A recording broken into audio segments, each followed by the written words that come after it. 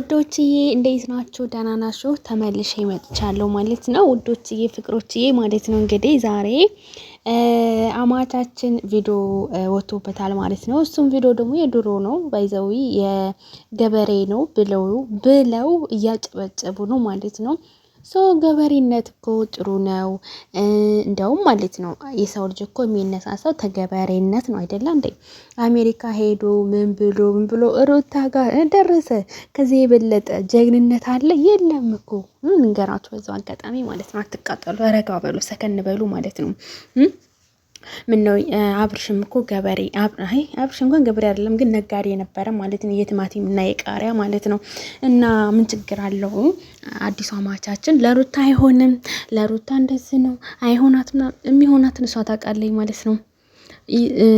ሳይበላችሁ አታክኩ፣ ልንገራችሁ በዛው አጋጣሚ ማለት ነው። ሳይበላችሁ አታክኩ ማለት ነው። ሰላም ውዶችዬ ፍቅሮችዬ እንዴት ናችሁ? ደህና ናችሁ? ባላችሁበት ሰላማችሁ ብዙ ተረፍ ይበልልኝ። ለቤት አዲስ ከሆናችሁ ሰብስክራይብ፣ ላይክ፣ ሼር እያደረጋችሁ ቤተሰብ ነው ላለው ፍቅሮችዬ ውዶችዬ ማለት ነው። እንግዲህ አዲሷ አማቻችን ማለት ነው ደስታ ነው ስሙ ማለት ነው። ልክ እንደ ስሙ ደግሞ ደስ የሚል ልጅ ማለት ነው። እና ይኸውላችሁ ማለት ነው እንግዲህ ይሄ ነጋዴ ነው፣ ቲማቲም ነጋዴ ነው፣ ገበሬ ነው እያሉ እያጨበጨቡ ነው ጋይዝ። ቆይ እኔ የምለው ማለት ነው በቃ ሩታን ዝቅ ለማድረግ ሩታን ለማሰደብ እናንተ ራሱ የሩታ እኔ እንጃ ልላችሁ አልፈልግም። ይሄን ነገር ግን ተዋረደን ምናምን ልትሉ ትችላላችሁ ማለት ነው። ምንድን ነው የተዋረዳችሁት ንገሩኝ። ግብርና ውርደት ነው እንዴ ጋይዝ? እውነቴን ነው። ግብርና ውርደት ነው። ግብርና እኮ ውርደት አይደለም። ነጋዴና አርሶ የሚበላ ልጅ ነው፣ የሚያስተዳድር ልጅ ነው። ደግሞ ገበሬ ማለት ነው። ታውቃላችሁ ጋይዝ? እንዴት ልንገራችሁ? አግኝታ ነው ሩታ አግኝታ ማለት ነው። እርሻ ምናምን ካለው ለሩታ ሁሉ ነገር ያደርግላታል፣ ያስከብራታል ማለት ነው። ደግሞ የገጠር ልጅም ሆነ አሁን ላይ ተቀይሯል ማለት ነው። እንደ ድሮ አይደለም። እውነቴን ነው። ሁሉም ሰው እንደነበረው እንደ ድሮ አይደለም። ልንገራችሁ በዛው አጋጣሚ ማለት ነው። ሁሉም ይቀየራል ማለት ነው። የድሮ ህይወት ላይ ዛሬ እንደገና እንደዚህ ሊሆን አይችልም። አሁን ስንት አይነት እስቲዩት የአሁኑና የድሮውን ፎቶ እዩት በደንብ። ይሄ ገና በልጅነቱ ገና ወጠጤ እንደሆነ ሰዓት ነው ይሄ ቪዲዮ ማለት ነው። ምንም ችግር የለውም፣ ማንኛውም ሰው የሚያልፍበት ነው። ይሄው አብርሽም ወጠጤ እንደሆነ ይሄው ቲማቲም እና ቃሪያ ሽንኩርት እየሸጠ ድንች እየሸጠ አይደለ እንዴ? ምንድን ነው የምታካብዱት? ይሄን ያህል እኔ ላካብዱ ምናምን አልፈለግም፣ ግን አዲስ አማቻችንን በስነ ስርዓቱ እንንከባከበው ጋይዝ። እንዴ ማንም እየመጣማ እንትን ማለት የለብንም። ከአሜሪካን የመጣው ከአሜሪካ ነው በቃ ብለናል። ምንም በሉ አትዋሽ። ወይኔ ቤቴ ጋይዝ ማለት ነው። በቃ እኔ ብያለሁ፣ ጣፋጯ ከአሜሪካን የመጣው ከአሜሪካን በቃ ለሩታ ይሆናታል። አለቀም። ዛሬ ሩታ ተቀብለው አብርሽን አስወጥተው በቃ ትመጣለች ማለት ነው። ከሱ ጋር ማለት ነው ፏሽ ብርቅ እያለኝ ማለት ነው። ተናግረና ማለት ነው። ለምን ድንች አልነገረም እያለችው ነው። ለምን አብርሽም እኮ ነጋዴ ነበረ። ምን ነው የራስን በጉያ ሰውን ባህያ አትበሉ፣ ማንም አብርሽ ላይ አይደርስ ምናምን ስትሉ ምነው እሱ በወርቅ ነው ያደገው። የማናችሁ በልጥ የማናችሁ ገገማ ደግሞ ማለት ነው። ግብርና ጥሩ ነው ማለት ነው። እንደ ሀሳብ ከሆነ ማለት ነው። እና አሁን ይሄ የድሮ ፎቶ ነው ማለት ነው ጋይስ።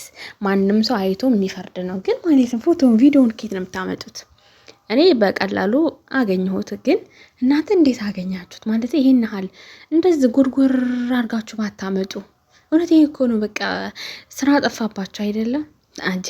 በጣም እኮ ነው የምትገርሙት፣ በጣም ማለት ነው። ቤተሰ ማለት ነው እንግዲህ አዲሱ አማቻችን ማለት ነው። ሁሉም ሰው አምሮታል ማለት ነው። እንዲህ ይሄ መሳይ ሸበላ ከሄርሜላ ጋር አቃቅፋችሁ ታመጡታላችሁ። በቃ ሩታ የያዘች ሁሉ ነገር ያምራችኋል እናንተ። እኔ እኮ በቃ አብርሽን ተወችላት አሁን ብላችሁ ደግሞ ከአዲሱ ልጅ ጋር ተደስታ ጋር ስታቀናብሩ አታፍሩም? ማፈሪያ እኮ ናችሁ እውነት ለመናገር ማለት ነው። አሁን ባልና ሚስት ናቸው፣ ፍቅረኛሞች ናቸው፣ ይተዋወቃሉ ምናምን ልትሉ እኮ ነው። ታነቁ ታነቁ ማለት ነው። ሩታ የያዘችው ሁሉ ነገር እንደሚያምራችሁ እኮ ግልጽ ነው፣ እናውቃለን በእርግጥ ማለት ነው። እና አይዟችሁ በደንብ ታነቁ ማለት ነው። ምንም ችግር የለውም ማለት ነው። ገመድ ከሌለ እኔ እልክላችኋለሁ፣ እኔ ሄዳችሁ ማለት ነው። አታስቡ ማለት ነው። እና ይውላችሁ ማለት ነው። ገበሬነት ምናምን አያዋረድም ጋይዝ፣ እውነት አያዋረድም።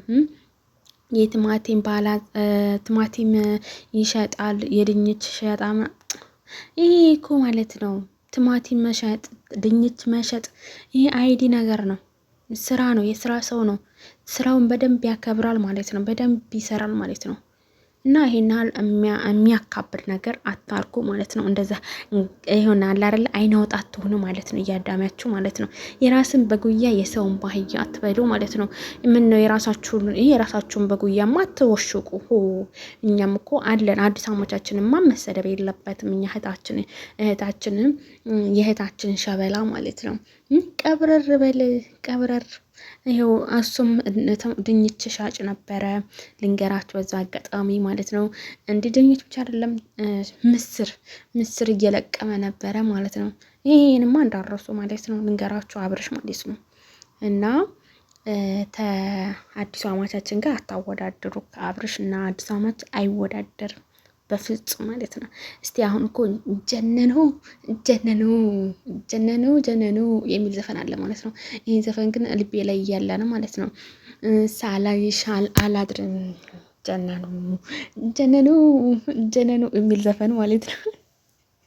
እና እንግዲህ ሩታ አሁን ላይ ተቀይሯል። የድሮ ፎቶ አይደለም ይሄ፣ የድሮ ፎቶ ነው። ያንኛው ደግሞ ልንገራችሁ ማለት ነው። የአሁኑ ደግሞ አሜሪካ ሄዶ ዘናጥ ብሎ ባለመነጽር ሆኖ እንደ ሱፍ አለባበስ አታዩትም? እንደ ስነ ስርዓት እንዲኖረው በቃ ይቅርታና በቃ በትህትና እኮ ሩታ ነው የሚያወራት። ይቅርታና እናንተ ትህትናው ብቻ አይበቅም እንዴ? ፍቅር አያዘዛቸውም እንዴ? ግብርናው ምናምን የቲማቲም ነጋዴ ነው ምናምን ስትሉ ማለት ነው። አትጎሩ ማለት ነው። አትጎሩ። እኔ የምላችሁ ነገር ስትጎሩ ነው የምታስጠሉኝ ከሁሉም ነገር ማለት ነው።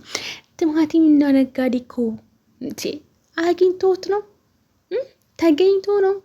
የስራ ሰው ብቻ ይሁን፣ ሚስቱን የሚያከብር ብቻ ይሁን ማለት ነው። ምንም ይሁን ማለት ነው።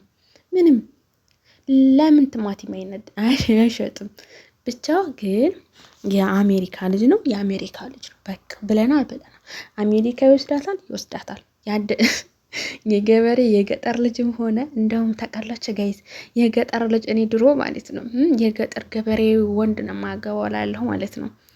በፈጣሪ በቃ ለምን እንደሆነ አለቅም። ገበሬ ጋር ምናምን የሚወስደኝ ሀሳቤ ራሱ ገበሬ ጋር ነው ማለት ነው። እና ያ ሰላም በቃ ያኔ ገበሬ እኮ አርሶ የሚያበላ ማለት ነው በቃ